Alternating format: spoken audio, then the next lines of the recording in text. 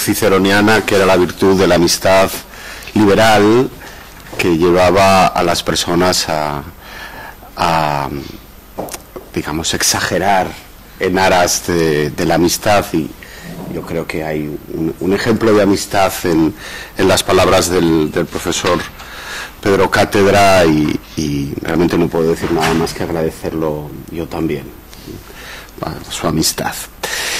Buenos días, yo quiero agradecer a todos estar aquí esta mañana, que voy a hablar de reinos, imprentas y mercados en tiempos de Felipe IV, el libro en la monarquía y una monarquía en libros, un título demasiado largo, pero como saben ya se escribe hasta sobre los libros que tienen títulos demasiado largos, convirtiéndolos en un tema de reflexión en historia del libro.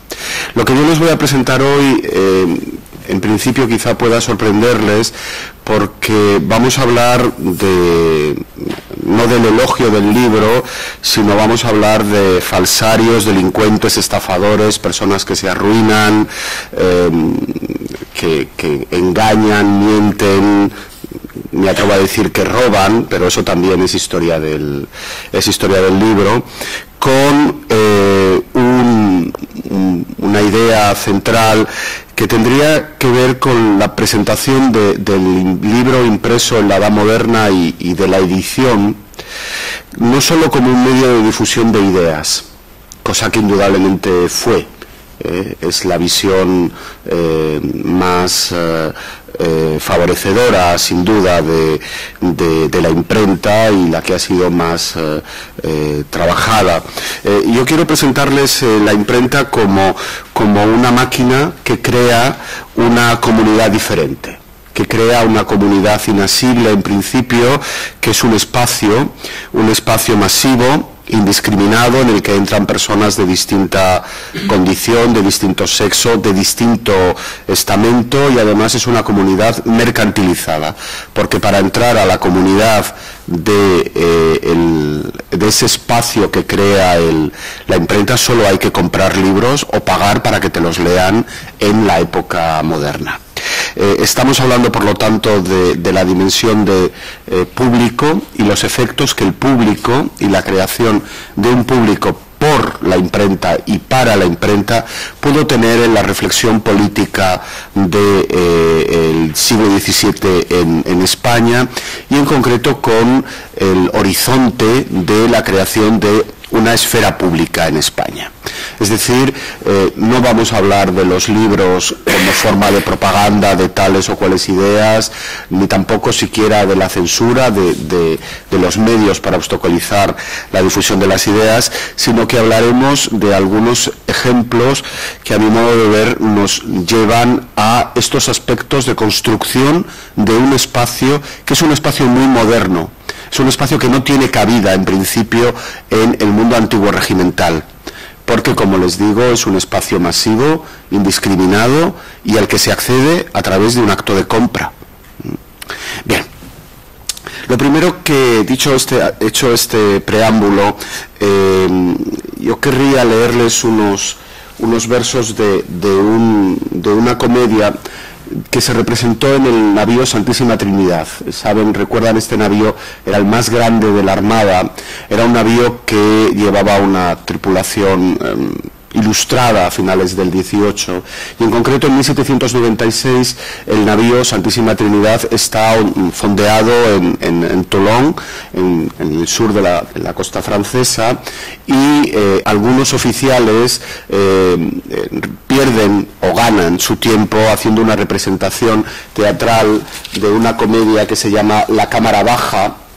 Y en esta comedia de la Cámara Baja, comedia representada en la nao Santísima Trinidad, en la campaña de Tolón, año de 1796, hay un elogio de Cádiz. Y hay una descripción de la vida en Cádiz, que dice: mi sistema de vida en Cádiz, etcétera. Esa utilización describiendo dónde va, a qué lugares va, a qué cafés, a la Alameda, al paseo, etcétera. Y en esa descripción de mi sistema de vida en Cádiz hay un diálogo que querría leerlos.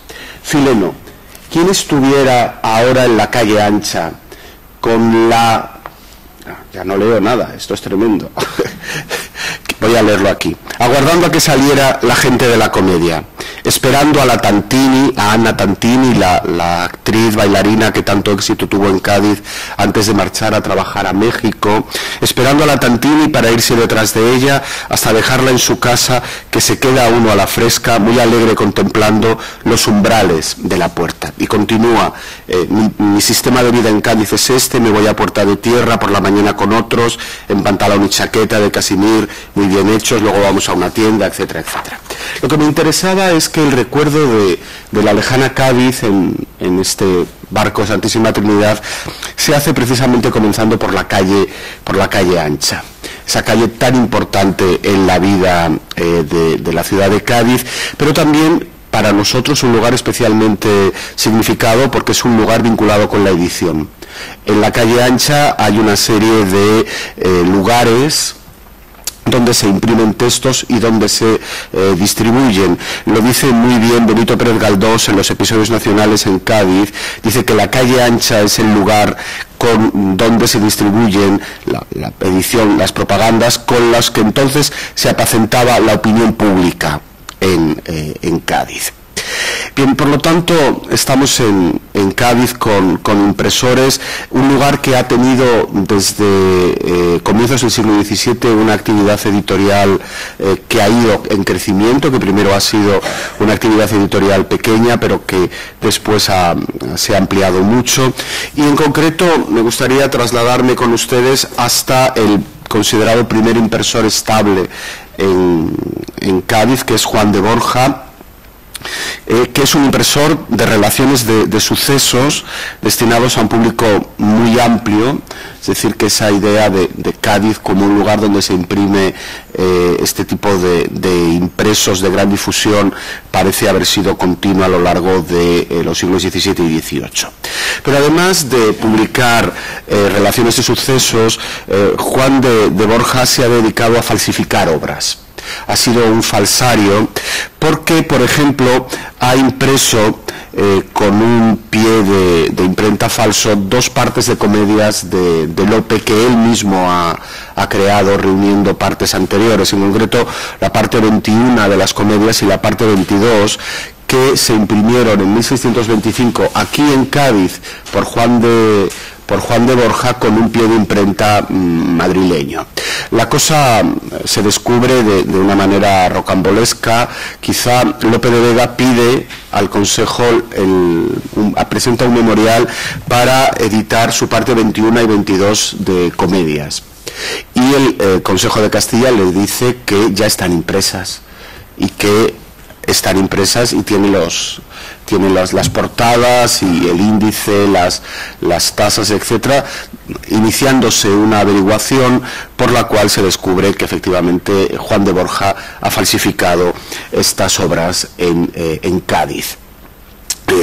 Los ejemplares completos de las dos ediciones contrahechas de Cádiz no he llegado a ver ninguno, yo personalmente no los he encontrado, pero sí se conservan junto con el expediente de averiguación de Juan de Borja falsario, las portadas y las anotaciones que han llevado al hallazgo que se habían impreso aquí en Cádiz. Bien, la historia de la falsificación indudablemente es una historia del éxito. No se falsifica algo que no tenga éxito, y Juan de Borja, que ha cometido un delito por el que es castigado por el Consejo, evidentemente lo que quiere es publicar una obra, aunque no tiene los derechos para publicar esa obra, que con objeto de beneficiarse de un público, de las compras de un público que sigue a un autor famoso, en este caso Lope de Vega. Si no hubiera tenido esa posibilidad de tener un éxito editorial, no habría podido hacer una falsificación. Por lo tanto, la historia de las ediciones contrahechas es también una historia, si quieren, de los éxitos de ventas. Bien, esta primera mención al público, a ese público del que esperaba lucrarse Juan de Borja cuando hace su falsificación, nos lleva a una primera reflexión sobre cuáles son los poderes de la imprenta. ¿Qué tiene la imprenta para poder generar este interés que puede llevar incluso al delito de la falsificación.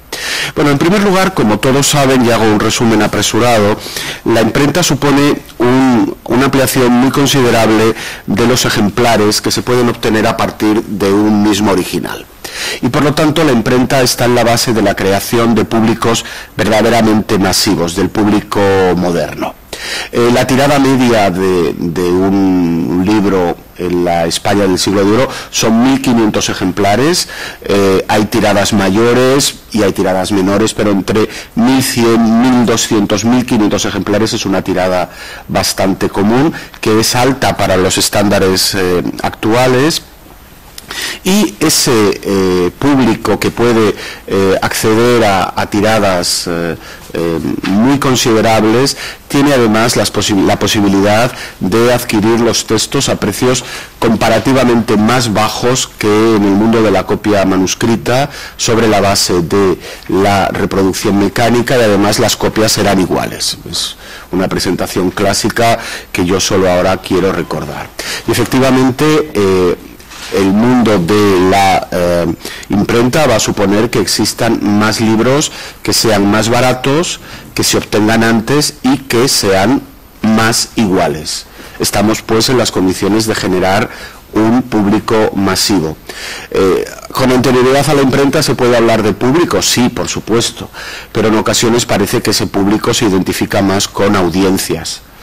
Está mucho más delimitado. Realmente la condición masiva del público moderno, tal como se puede entender, se debe solo a la imprenta. Solo la imprenta puede hacerlo. El original manuscrito está sometido a distintas copias, a distintos traslados, y puede cambiar su estructura, puede cambiar su texto, lo que lo hace especialmente interesante para algunos géneros, pero no puede crear en las mismas condiciones un público masivo.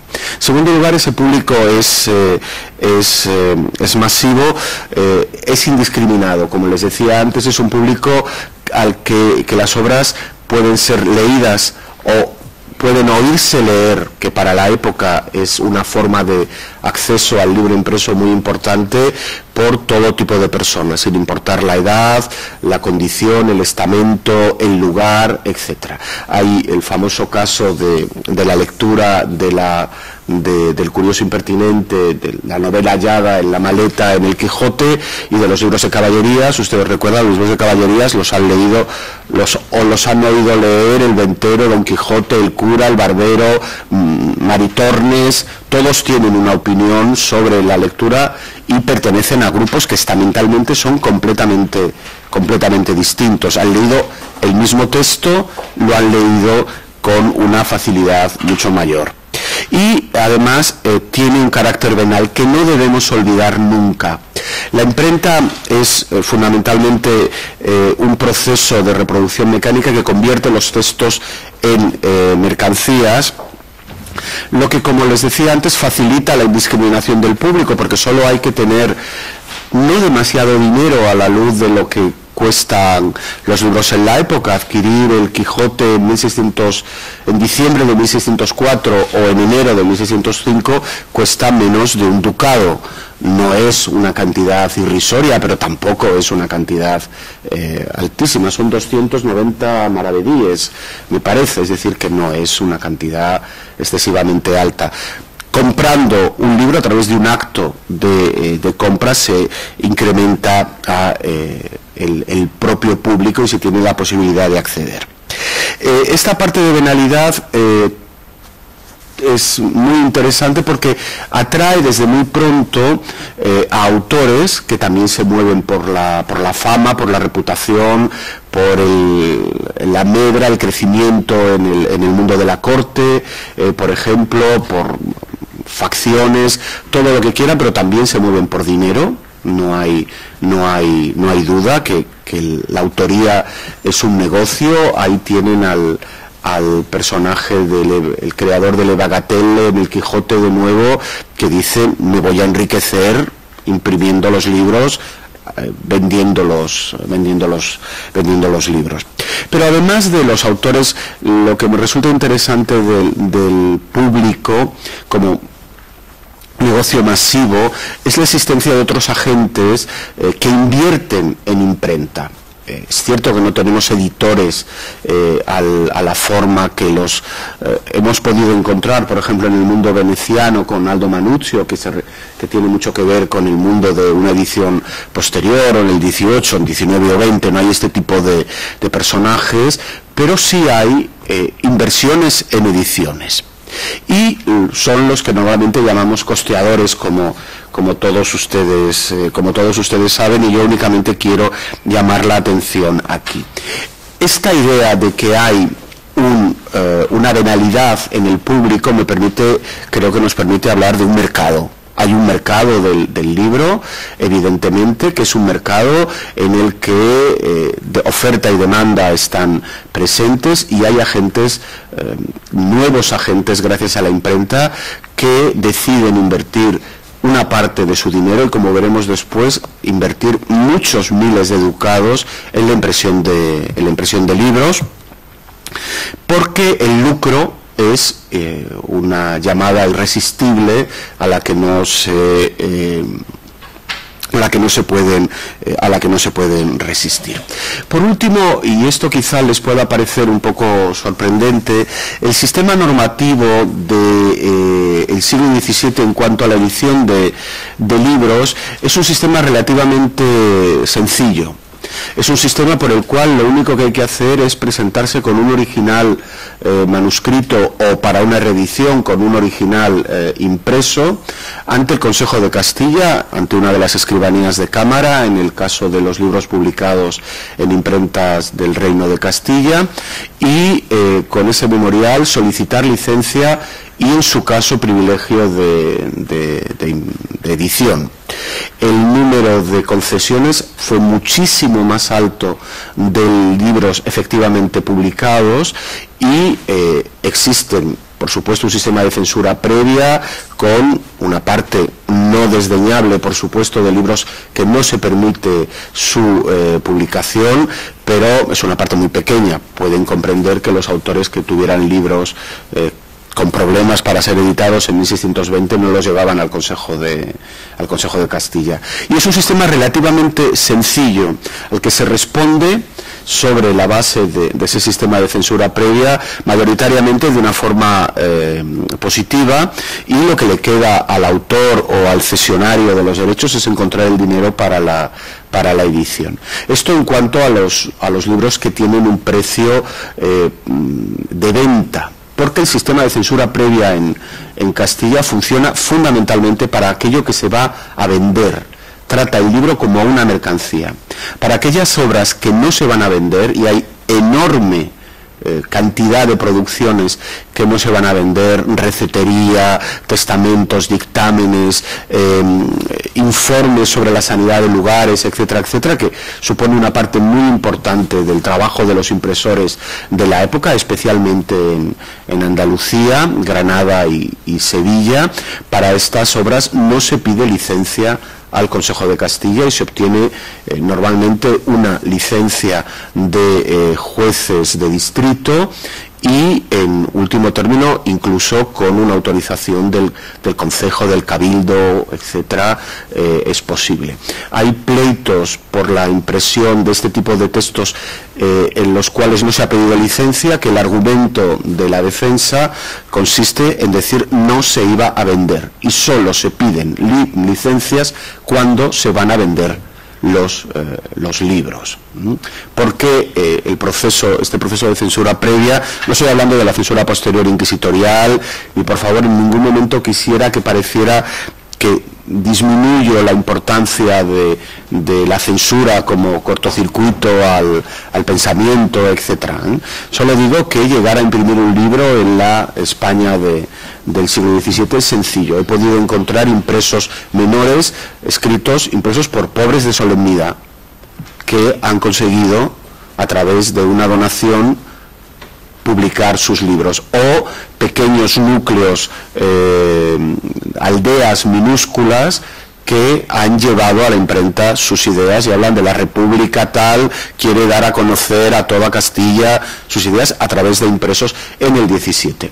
En el 17 hay, en una parte del 17 hay una especie de anarquía de la publicística, de la publicación, de forma que, como todos recuerdan, en 1648 se tiene que crear el juez superintendente en materias de imprenta de causa pública, gobierno general y político, 1648, para frenar la extraordinaria explosión de textos que se estaban publicando sin licencia porque no tenían que ver con un acto, digamos, de compra. Pero no abandonemos lo que puede la imprenta. Quédense, por favor, si les parece, con esta idea de que la imprenta crea un público masivo, indiscriminado, que a través de la venta se convierte también en un mercado, que eso va a atraer desde muy pronto, pero sobre todo en el siglo XVII, la inversión, va a atraer la inversión de personas que no son autores y que en principio no tendrían un interés especial y que están buscando hacer un negocio.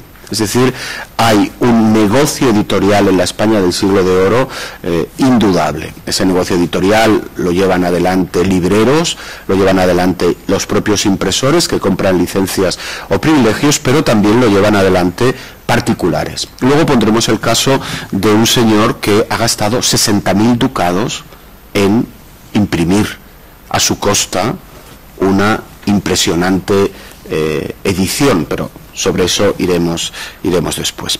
Bien, por lo tanto, nosotros tenemos una realidad y es las autorizaciones para publicaciones de libros son mucho más numerosas que los libros efectivamente editados.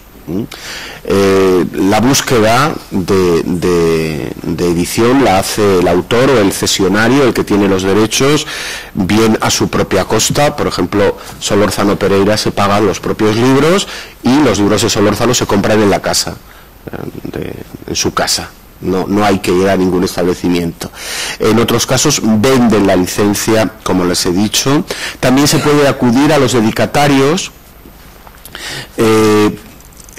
es decir, personas a las que se dedica un libro a cambio de que publiquen o ayuden a publicar el libro. Ahí hay este caso fabuloso que cuenta Faría y Sousa, de un autor que era tan malo que dedicó el libro a un personaje para que le ayudara a pagar la edición, y este personaje le pagó la edición, pero siempre que se la dedicara a otro, no a él, porque el libro era realmente malo. Bueno, a través de esas vías se puede recrear el mundo de la dedicatoria, que es un mundo complicado de documentar.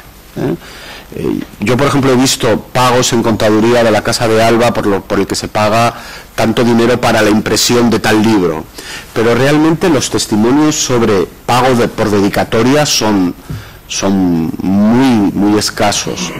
Sin duda también fue una fórmula. Luego hay una vía que es una vía bien curiosa, y es pedir el dinero a la monarquía, pedir el dinero para editar el libro al propio Consejo de Castilla, al propio rey, a alguno de los consejos, concediendo ayudas de costa a los autores para que imprimieran sus libros, corporaciones, instituciones, etcétera, suelen dirigirse al Consejo para imprimir los libros. Los Fernández de Boán y su crónica se dirigen al Consejo de Castilla y dicen que le paguen la edición, y que si no se la pagan ellos hagan un repartimiento entre los gallegos para pagar el libro.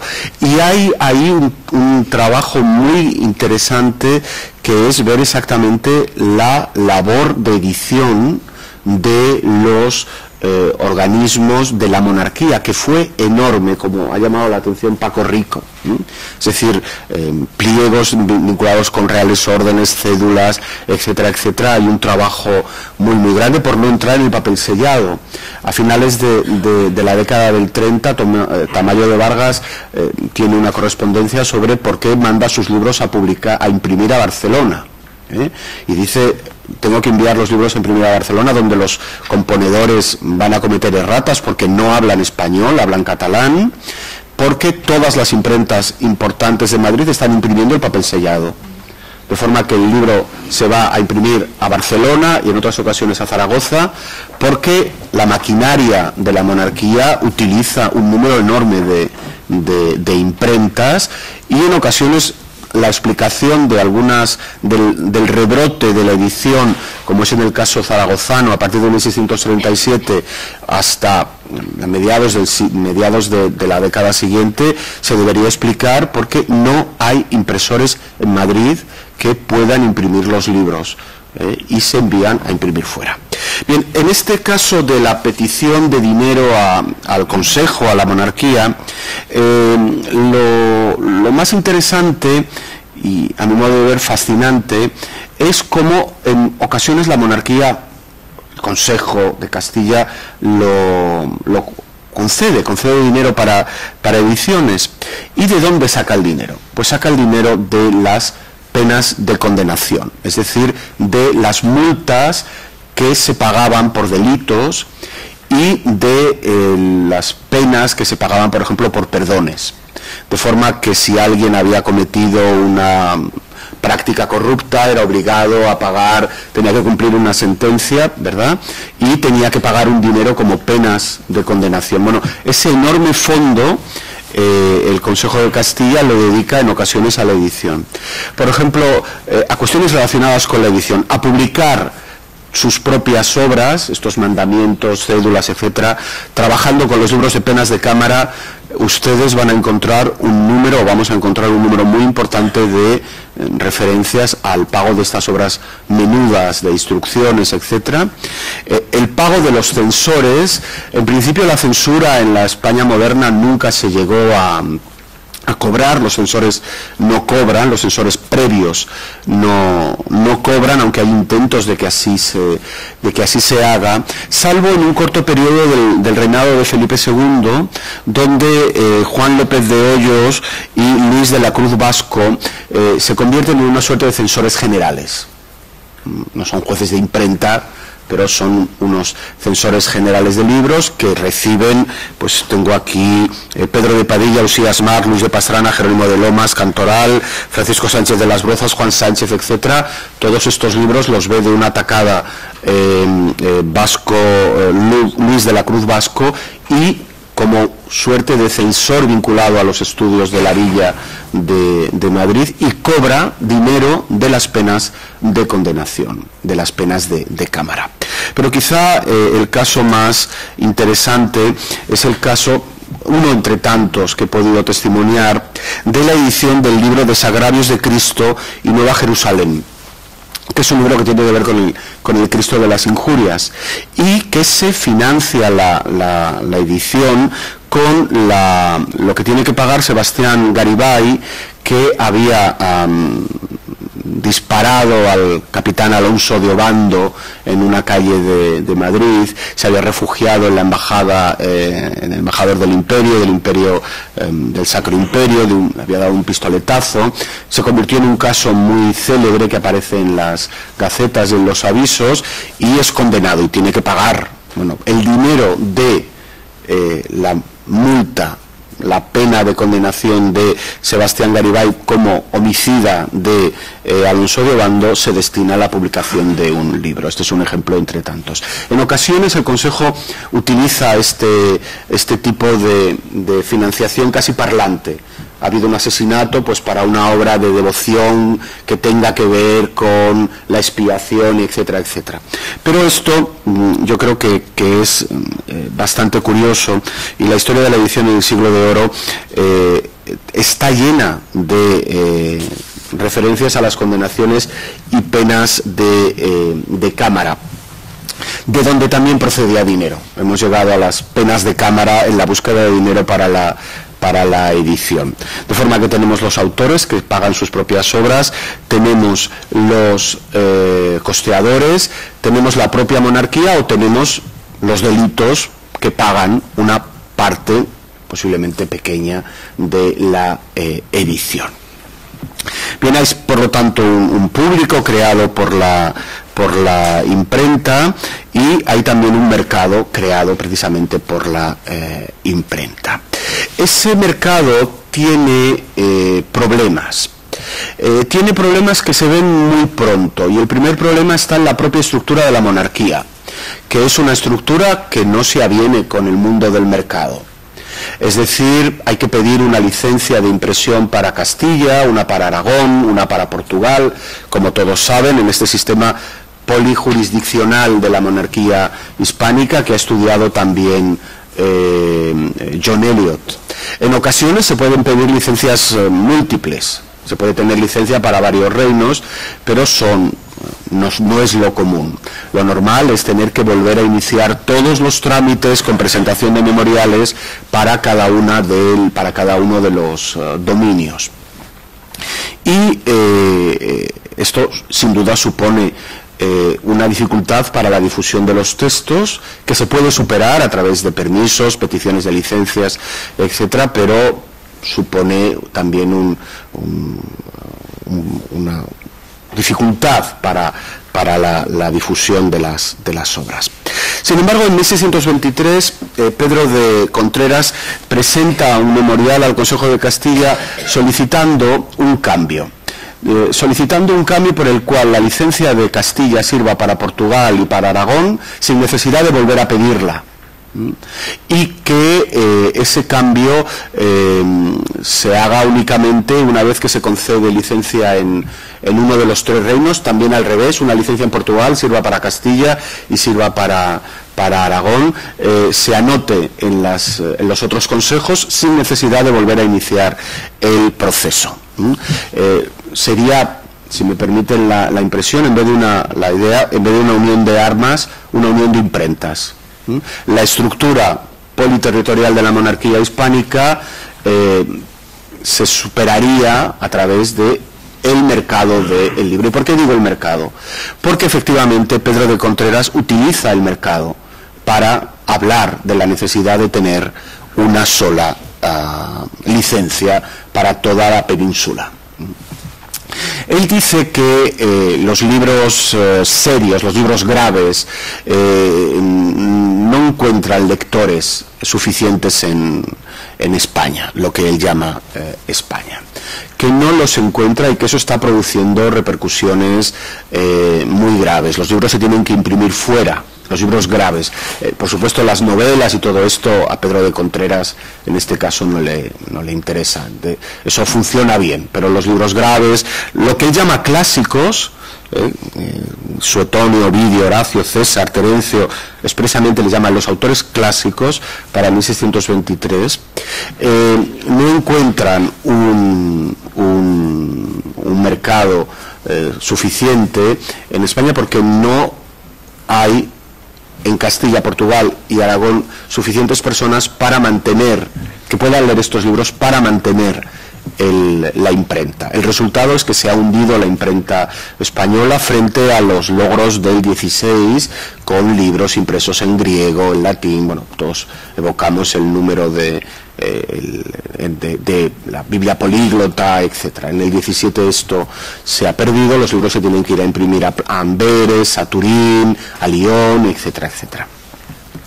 Y lo que propone Pedro de Contreras es decir que si se unen las personas capaces de leer autores graves en Portugal, en Castilla y en Aragón, sí que se podría hacer una edición. Es decir, si un libro grave impreso en Madrid pudiera venderse sin más dificultad en Lisboa y en Valencia, sí que podría resultar ser rentable tener la letrería, tener los componedores, etcétera, para componer un libro en griego que tenga una parte de pronto en hebreo o en otras lenguas.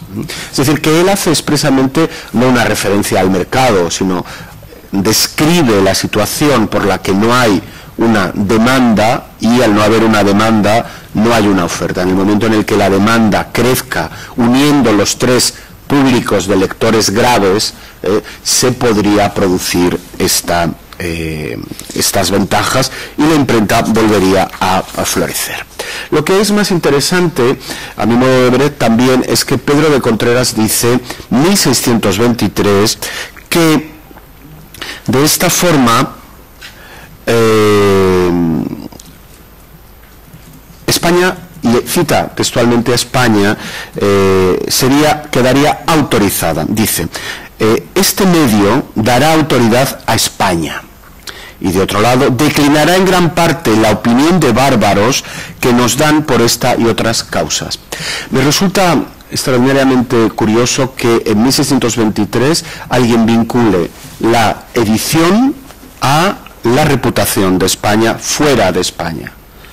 No estamos en 1680 cuando en tiempos de Juan José de Austria se oye esto, y no estamos en el siglo XVIII donde nadie se sorprende si en la carta fundacional de la Biblioteca Real Pública uno se encuentra este establecimiento literario tiene que ver con la promoción de los autores españoles para vencer la imagen de barbarie, no sé si dice barbarie textualmente, es decir, es un memorial de 1623 donde dice mejorará la imprenta y el nombre de España, autoridad de España, se reforzará fuera y no nos llamarán bárbaros.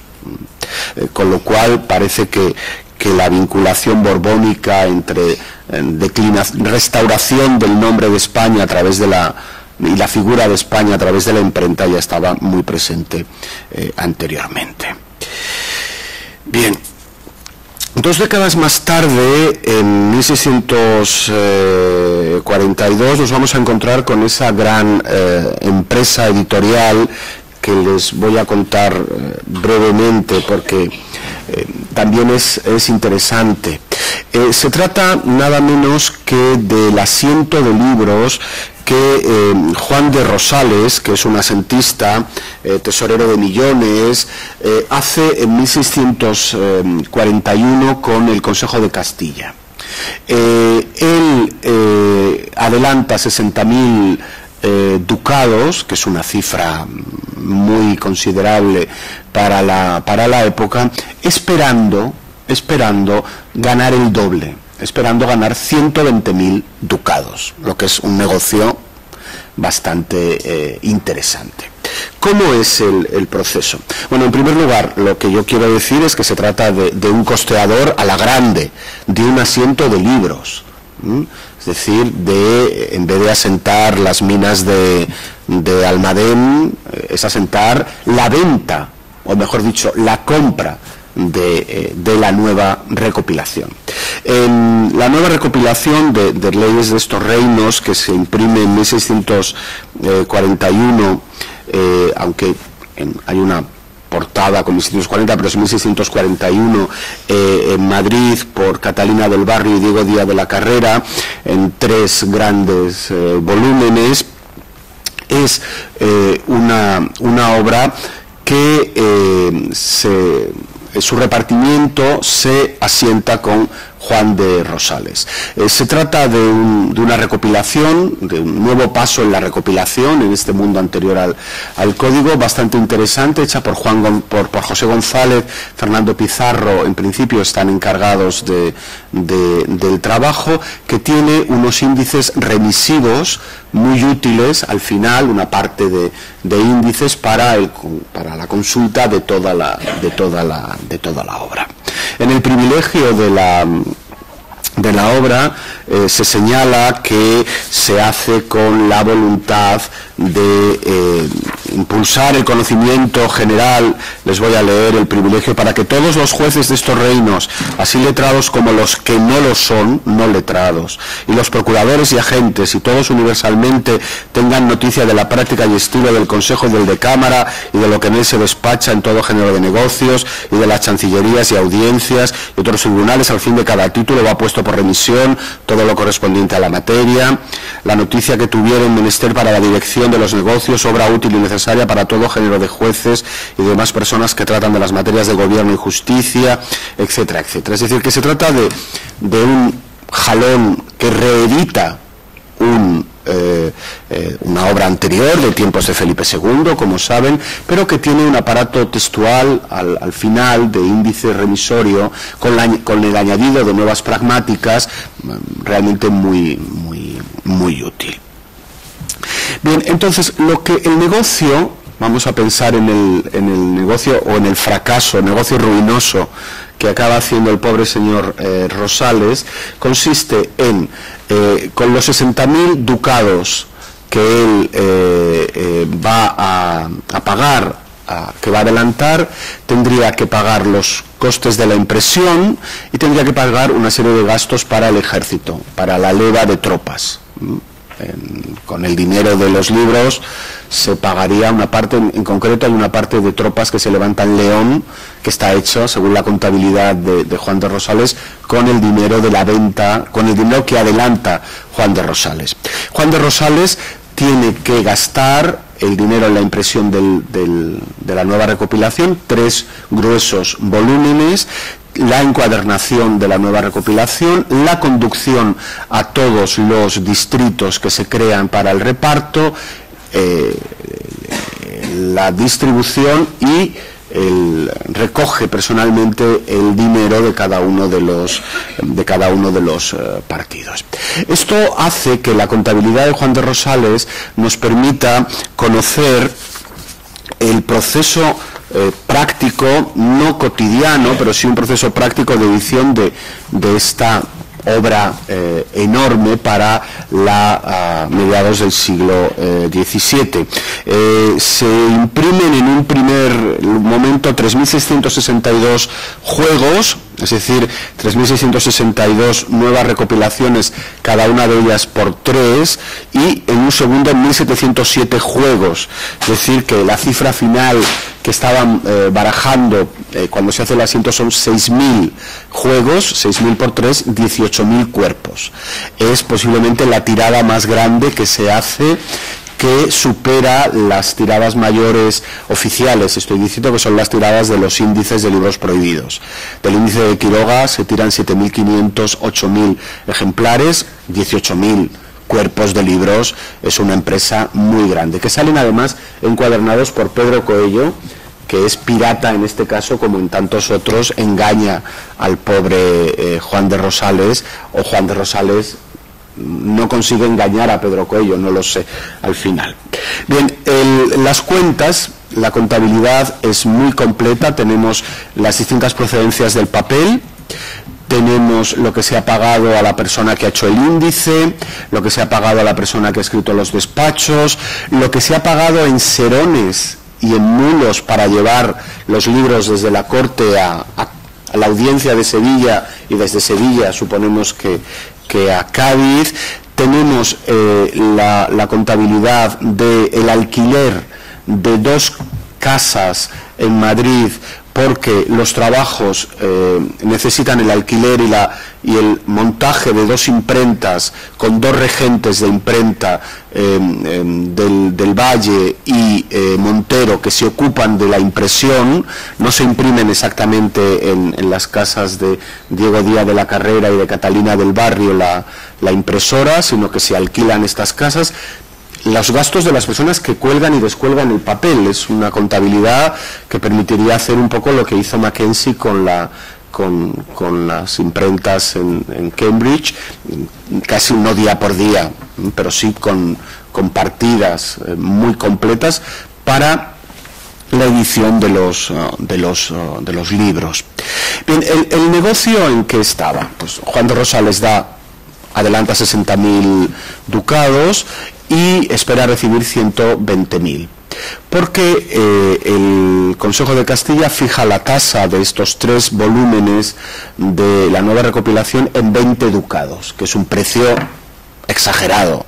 Realmente nos encontramos con una medida casi fiscal, o diríamos que completamente fiscal, y hace un repartimiento por jurisdicciones, lo que ellos llaman partidos, jurisdicciones de juegos para cada uno de los partidos que tiene la obligación de adquirir necesariamente. Evidentemente la obra es grande, porque son 3 cuerpos muy voluminosos, pero 20 ducados de tasa para un libro en el siglo de oro es un precio, es un impuesto, es una tasa propiamente. Y si son 6.000 ejemplares, 6.000 juegos, 20 por 6, 120.000. Él espera hacer un buen negocio con esto.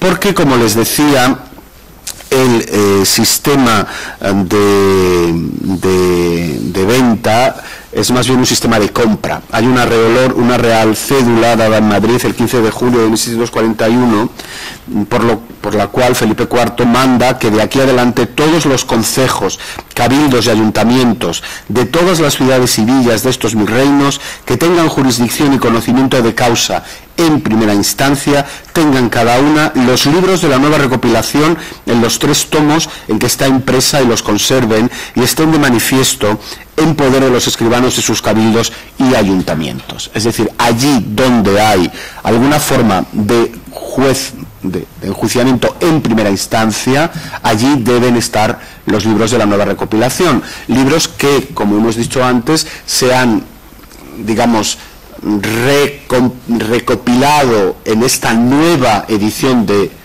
una obra que es anterior, con índices para manejar de una forma más cómoda, con esa idea de conocimiento universal que les decía antes. Es decir, que allí donde se reparte un ejemplar o un juego, obligatoriamente tienen que comprarlo. Y ahí entramos en otra parte de la historia, es decir, los lugares que dicen aquí no hay nadie que sepa, no hay un abogado, no hay ni un juez, no hay un escribano, no hay nadie que sepa leer el libro y nos han repartido un ejemplar. Tengo pleitos que ponen lugares como Quijorna, como Rejas, como Leganés, donde dicen que se les ha repartido esto y que no lo hay, porque Juan de Rosales exagera un poco y, por ejemplo, a Leganés envió primero en 1642 un juego de 3 cuerpos y más tarde quiere enviar otros 4 juegos de 12, en total 12 cuerpos. Entonces Leganés ya hace una protesta, pero el primer repartimiento funciona bastante bien y se llegan a repartir 3.662 juegos. Hace tiempo que no contaba yo tanto, sumando hoja tras hoja para ver los juegos de cada lugar. Y por lo tanto, este proceso de Juan de Rosales nos habla no de dar unos cuantos ducados para imprimir un libro de devoción, sino que se presenta como una verdadera inversión en una materia como es la materia de la nueva recopilación.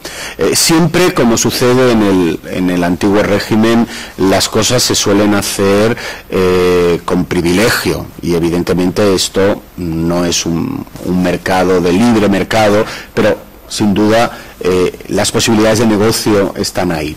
Y también lo que me resulta interesante es, a través del estudio de este caso, ver un poco cómo se imagina la monarquía, el propio reino, cómo se crean los distritos donde se va a hacer el repartimiento.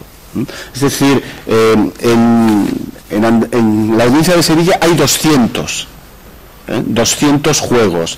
El caso que mejor conozco es el caso gallego, porque Francisco de Hinoso, que es un hombre de negocios en Coruña, es digamos el que se va.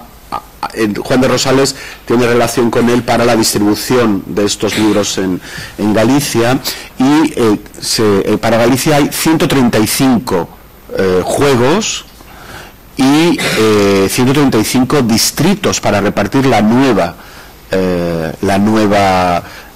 recopilación. ¿Cómo se han construido esos distritos? Viéndolo, los nombres uno detrás de otro, quién fue a recogerlo, el nombre de quién, cuándo se entregó, porque la documentación es muy completa, uno se da cuenta que no se trata de realengo, porque hay lugares que son claramente lugares de señorío nobiliario, y que sin embargo en Santa Marta de Ortigueira, que es un lugar de la casa de Astorga para este momento, llega la nueva recopilación.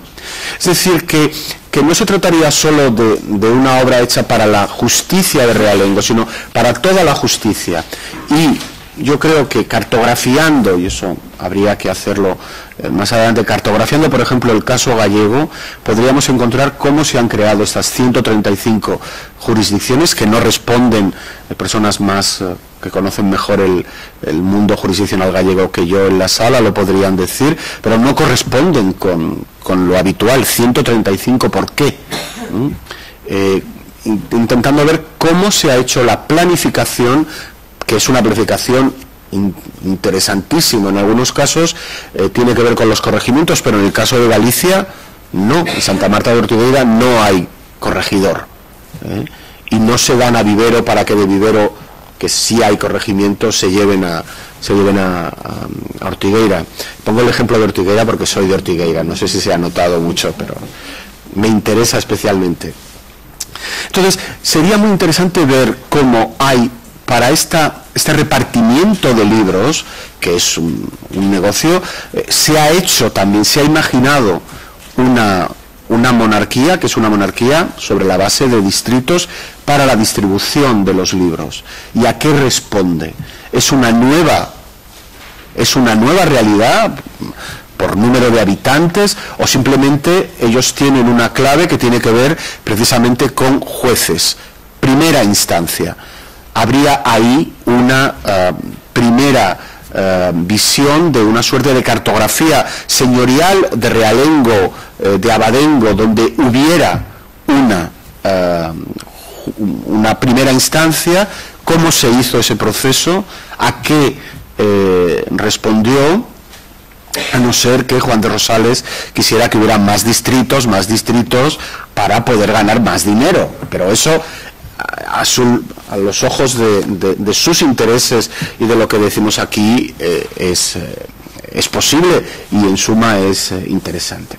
En cualquier caso, como les digo, hay una parte en este negocio editorial muy grande, 18.000 cuerpos de libros de la misma obra, en 6.000, vamos a decir 6.000 obras con 3 cuerpos cada una, es un volumen muy grande. Y también me parece extraordinario la idea que tiene la monarquía de decir, no en el siglo XVIII, no en el siglo XIX, como por ejemplo pues, Carlos Petit ha estudiado para el código y la distribución del código en la España liberal. Allí tiene que estar el libro del código, allí está el Estado. No se trata de esto, pero sí me parece sorprendente que se haga una operación tan grande de llevar el mismo texto para que todos, sobre la base de los testimonios, tengan el mismo acceso, no tengan copiadas las pragmáticas, una suelta, otra no la tengan. Es decir, que ahí el libro, creador de un público, en este caso no es un público de diversión, pero sí es un público de la justicia, masivo, indiscriminado y venal, muy venal. 20 ducados es bastante dinero.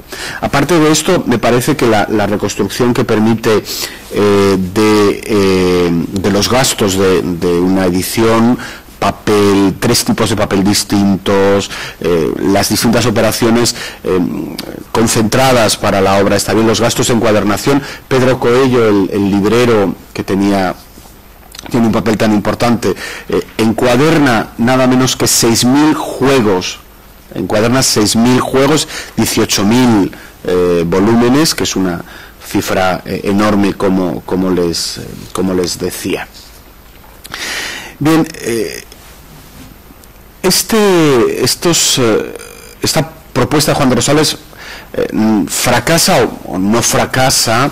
Efectivamente, los libros se distribuyen, pero el negocio que él esperaba hacer no se hace. Tiene que ver con el problema del vellón y con las crisis del vellón. Es decir, él ha pagado el dinero y luego se hace una rebaja del precio del vellón y a él le quieren pagar, el primero Pedro Coello le quiere pagar con la nueva moneda, que vale mucho menos que la que él ha anticipado.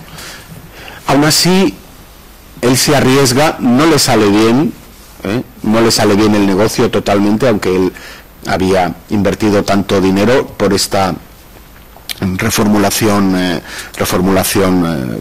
económica, financiera. Y se arruina. Bueno, Juan de Borja es un falsario, el Sebastián de Garibay es un asesino que con sus multas se paga los libros. Juan de Rosales se arruina. Como ven, no es una historia muy edificante, no es una historia muy gloriosa, pero yo creo que es una historia del libro y es una historia de la imprenta. Una historia en la que nos dicen cómo podemos trabajar en elementos materiales, en elementos que no tienen que ver tanto con lo conceptual, con el propio contenido de los textos, que tendrían que ver con esa posibilidad de distribuir textos iguales por los que en ocasiones hay que pagar y en otras ocasiones no hay que pagar, y que, como les decía, crea una comunidad nueva, que es una comunidad a la que rápidamente, me parece, se enfrenta las sociedades y los poderes de la época. Una nueva sociedad no asimilable automáticamente al mundo del antiguo régimen, que permitiría, por un lado, imaginar al rey como un autor. Podríamos imaginar a los reyes como Felipe IV, que es traductor, como saben, traduce a Guicciardini con el objeto de imprimirlo, aunque no se llega a imprimir la obra. A mi parecer ese es el objetivo último de la traducción, es decir, cómo se acomoda el mundo de esta nueva realidad, de este espacio que todos conocen porque se arriesgan a vivir en él o sacan beneficio de él, con el mundo político. La primera idea sería reyes autores. La segunda idea, propaganda, difusión de la propaganda, que es anterior, pero que evidentemente en el 17 se incrementa mucho. Segunda idea, no digamos de arriba a abajo, sino de abajo a arriba. Posibilidades de utilizar estas facilidades enormes para la llegada a la imprenta. Créanme, son enormes las facilidades. La mercantilización del proceso no hace más que generar nuevos autores que cada vez son autores menos digamos, menos famosos, menos célebres, son más particulares, y sus opiniones a través de la imprenta, con ese momento importantísimo en la historia de la España moderna, que es la creación en 1648 se lo voy a leer, una superintendencia de impresiones sin libros, tocando a gobierno general y política, causa pública, justificación de regalías y derechos reales. 1648, el primer superintendente de impresiones y libros es Lorenzo Ramírez de Prado, el segundo es Lorenzo Santos de San Pedro, después vienen Cristóbal de Corral y Alonso Márquez de Prado,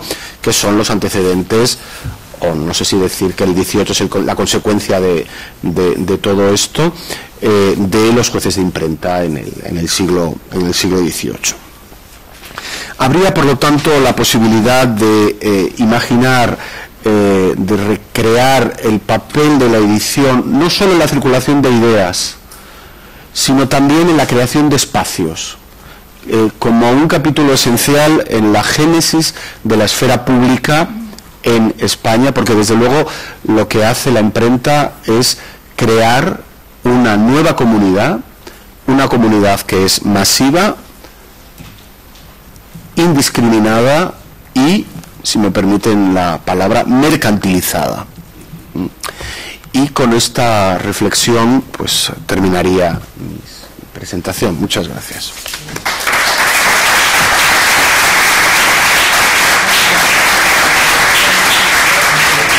Les había traído aquí, pero no he podido hablar de la Constitución de Cádiz, traducida al francés en 1814, pero quedará para otro día.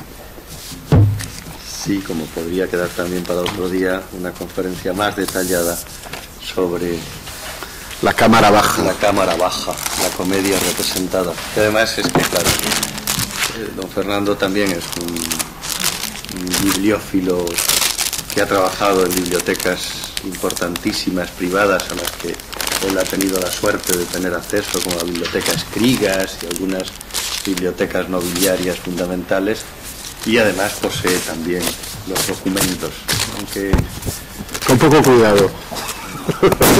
No, está bien, creo que están bien conservados.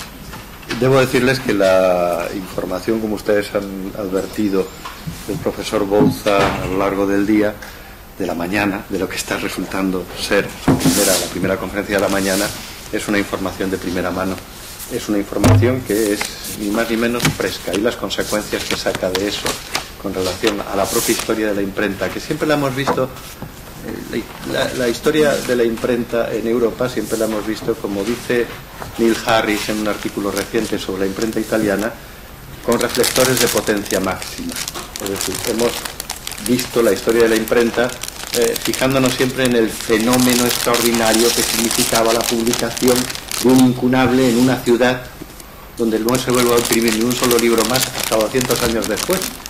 A consecuencia de eso hemos siempre exagerado realmente desde una perspectiva. Pero sin embargo, en aquello que documentalmente sí es sujeto no solo de exageración sino de justificación, como es lo que acaba de proponer el profesor Bouza, ya no solo sobre la existencia del libro, sino sobre la facilidad documental, la facilidad jurídica, la facilidad legal para la publicación de textos, pues nos pone en una perspectiva completamente distinta. Y en ese caso incluso hasta se puede rescatar a Cádiz como un centro editorial, aunque sin atribuirse a los pies de imprenta. A mí siempre me ha parecido muy curioso cómo en esta zona,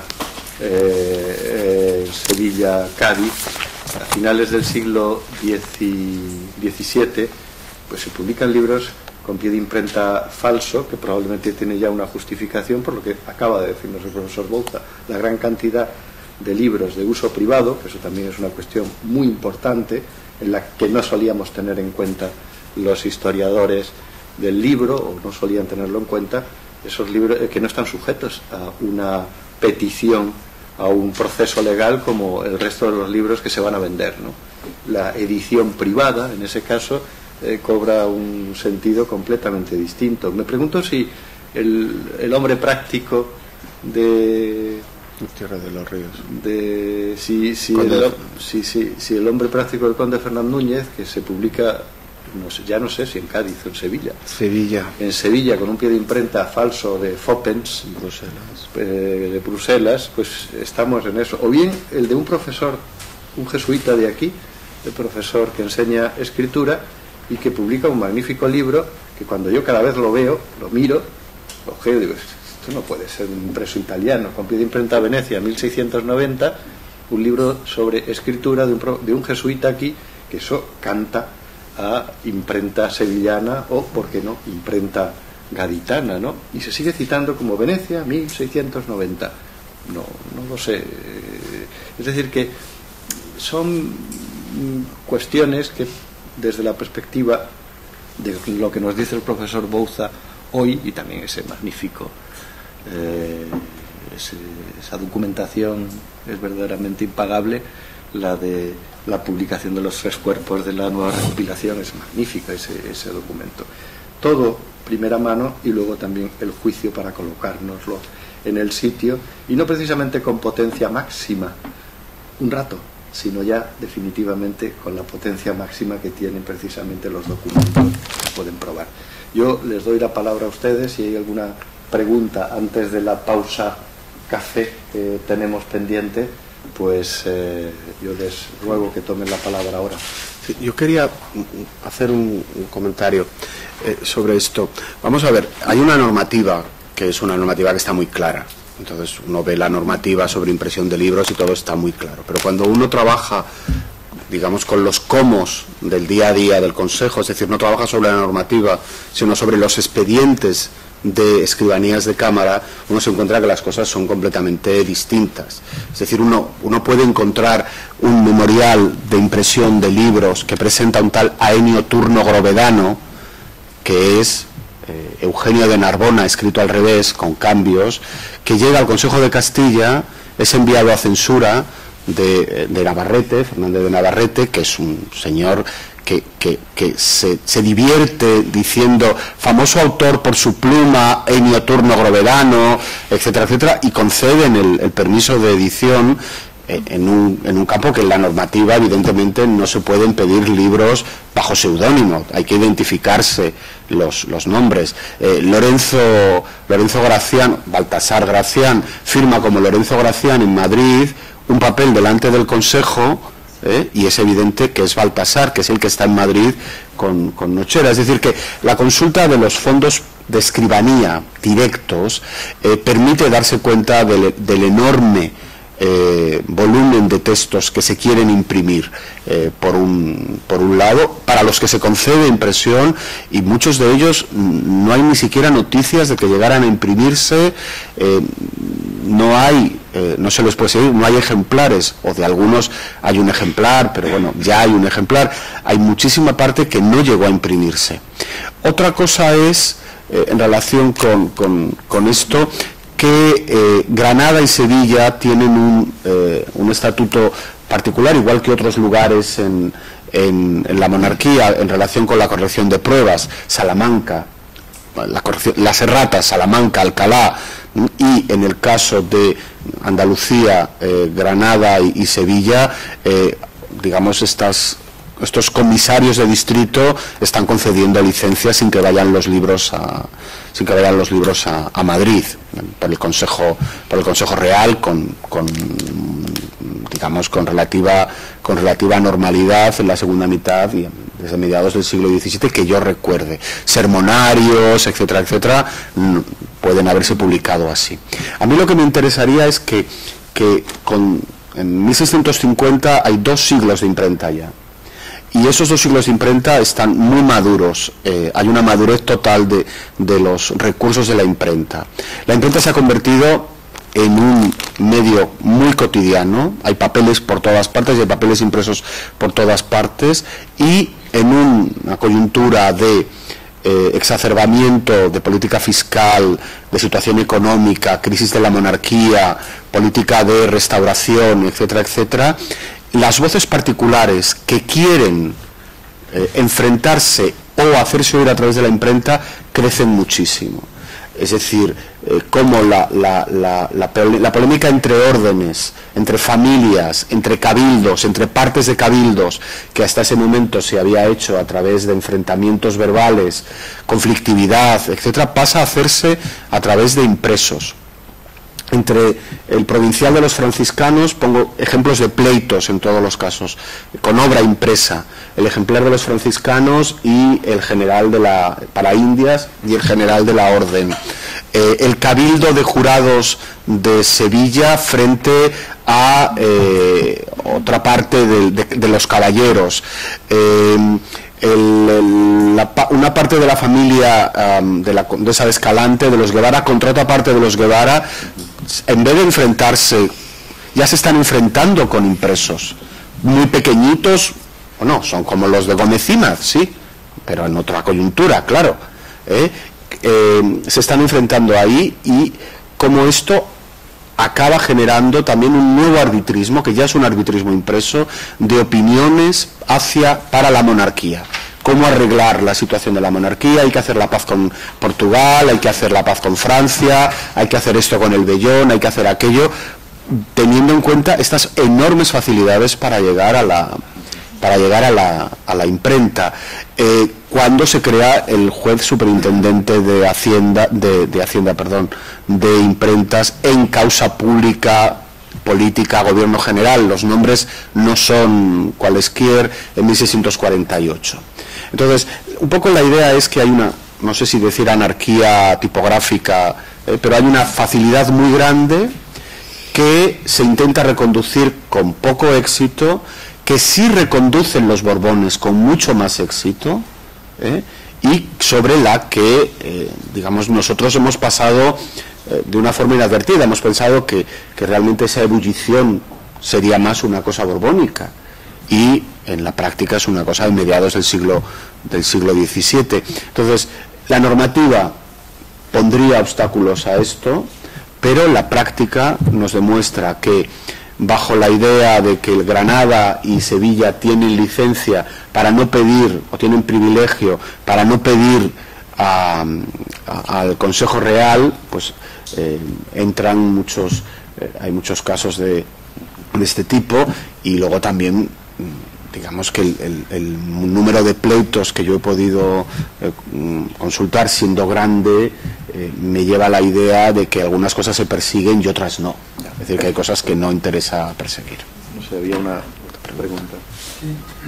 Yo la verdad es que quería comenzar por felicitarle por la serena y bellísima exposición. Decía Napoleón, me parece recordar en algún momento, en algún escrito, que no sería recordado ni por sus grandes victorias ni por sus grandes derrotas y triunfos de lo uno y de lo otro, sino por el Código Civil, por haber aprobado el Código Civil. La nueva recopilación no es el Código Civil, obviamente, pero es el comienzo de lo que será más tarde el proceso de codificación, lo que será la novísima y finalmente los primeros códigos. Mi pregunta es, nos ha contado de una manera como si nos estuviera contando una historia, es algo precioso, el proceso a través del cual un inversor intenta hacer un negocio magnífico, ya que sea la bolsa española de hoy, esto está en esos índices de poder doblar la inversión. Un negocio redondo, el negocio resulta ser un fiasco. Y mi pregunta es si realmente eso se puede ver también, se puede ver al mismo tiempo desde la perspectiva no del impresor, no de la impresión, no del libro, del número de volúmenes, sino desde la perspectiva de la monarquía, ¿no? Que no es todavía la monarquía de los Borbones, obviamente, y desde la perspectiva de la, digamos, construcción de un Estado que, para ser un Estado, ha de regirse por unas normas comunes. La nueva recopilación es el primer intento, el primer gran intento de establecer una normativa de aplicación general en el conjunto del territorio español, diríamos, para utilizar una palabra que quizás es un poco anacrónica en ese momento, pero no es realmente la 18.000 copias, ¿no? 16.000 juegos, no es realmente un intento extraordinario de construcción política y de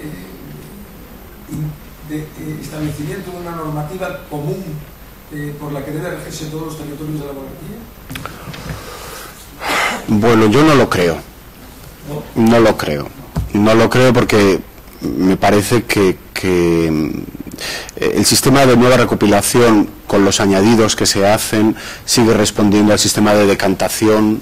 No hay la idea de código, pues, sin duda. Entonces, se sigue manteniendo de forma que desde el punto de vista de la matriz conceptual de la historia, como el derecho como decantación de las sucesivas normas o la creación me parece que no es, digamos que no se podría considerar.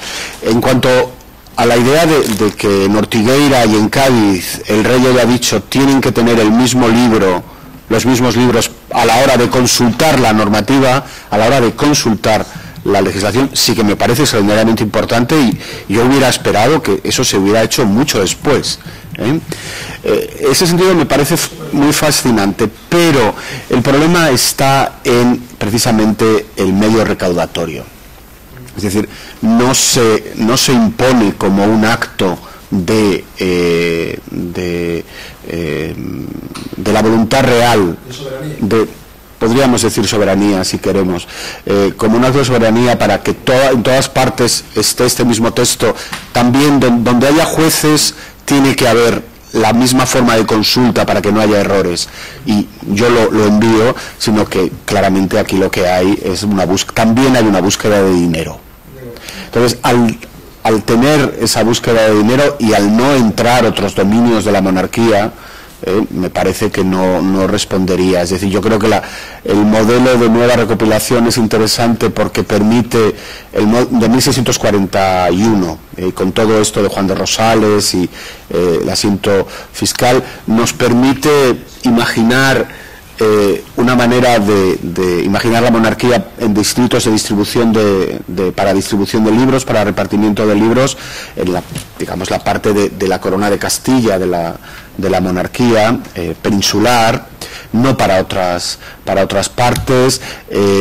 Tiene indicios que anticipan cosas o que hacen que otras cosas sean consecuencia de esto, porque evidentemente a mí me parece que para esfera pública y opinión pública el siglo determinante es el siglo XVIII, pero el siglo donde surge la opinión pública es el XVII. Tengo esta teoría anticipo el surgimiento, y podríamos discutir con eso, que es un tema bien interesante, gracias precisamente a lo que permite la imprenta. Y sin embargo, yo creo que no hay una verdadera voluntad política de llevar el derecho a los confines de la monarquía.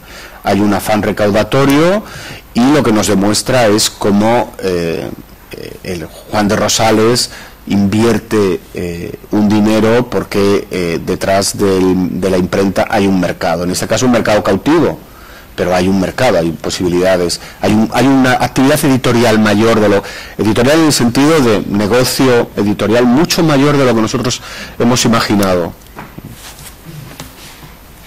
La última, luego podemos continuar fuera. Bueno, además de felicitar, por supuesto, también al doctor Bouza, querría simplemente comentar un ejemplo en relación con la pregunta del colega que quiere sumarse a tu respuesta. Digamos, la recopilación de Indias. La recopilación de Indias estaba ya configurada, ya culminada hacia 1636, y hubo que esperar para publicarla, darla a las prensas hasta el año 1681, de tal manera que no hubo una voluntad de, mediante la imprenta, darla a conocer de una manera, me imagino, magnificada. No sé si el profesor Bouza conozca, pueda dar algunas pistas de por qué tuvo que esperar todos esos años la recopilación de Indias para poderse publicarse. Estaba ya lista desde 1636. Pues no lo sé, pero imagino que tiene que ver con los problemas de financiación de la propia obra, que al final me acabo encontrando en estos comos prácticos, me acabo encontrando con el dinero continuamente. No lo sé.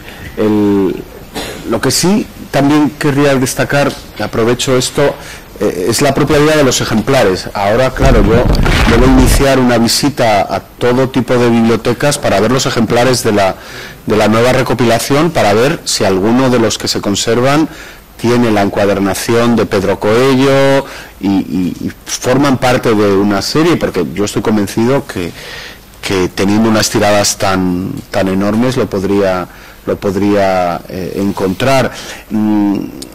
Y hacer lo mismo con la recopilación de Leyes de India, ver los ejemplares. Los ejemplares son absolutamente necesarios para poder llegar a trabajar la parte material de los ejemplares, es decir, cada libro sucede como un hecho. Son muy elocuentes, y yo incluso me gusta decir que las cosas suceden, las batallas, pero los libros suceden, y un ejemplar es un suceso que debe ser analizado como la batalla de Villalar, igual que la batalla de Villalar. Ya saben lo de Ganivet, que dudaba que Villalar hubiera existido. No sé si Villalar existió detrás de la lluvia. Yo de lo que estoy convencido es que la nueva recopilación existió como suceso histórico, porque las bibliotecas suceden, las cartas suceden, los impresos suceden, y la materialidad es una parte crucial de su suceder. Y el café también sucede, vamos. Y con eso se continúa.